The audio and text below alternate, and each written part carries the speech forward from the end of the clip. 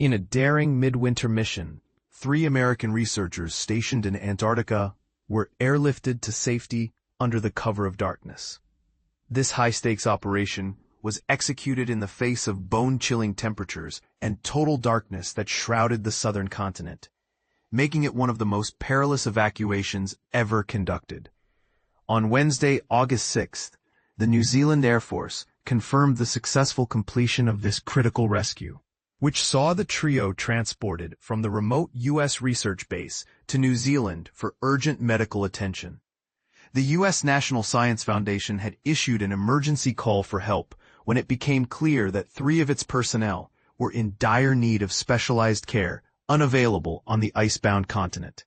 Among them, 1 individual was in critical condition, requiring immediate treatment. Despite the hazardous conditions, the evacuation flight went off without a hitch, and all 3 patients were swiftly transferred to Christchurch, New Zealand, for the medical intervention they desperately needed.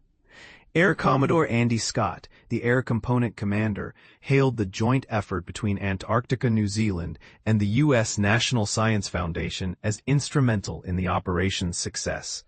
Thanks to the unwavering support of our partners, we've managed to carry out the flight and ensure that the patients are receiving the medical care they require, he remarked in a press release dated August 6th. The Royal New Zealand Air Force jet departed from McMurdo Station on the afternoon of August 5th and touched down in Christchurch the following morning. A medical team, including a doctor and additional health professionals from the New Zealand Defence Force, accompanied the patients aboard the flight to provide continuous care throughout the journey. However, the specifics of their medical conditions remained undisclosed by the military authorities. What made this mission so treacherous?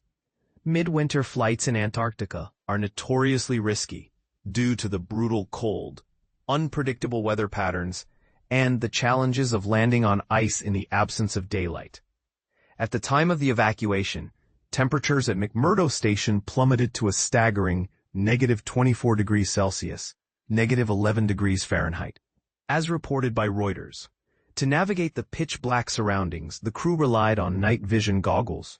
Moreover, the U.S. Antarctic Program Winter Team meticulously prepared a makeshift runway prior to takeoff to ensure the aircraft could land safely.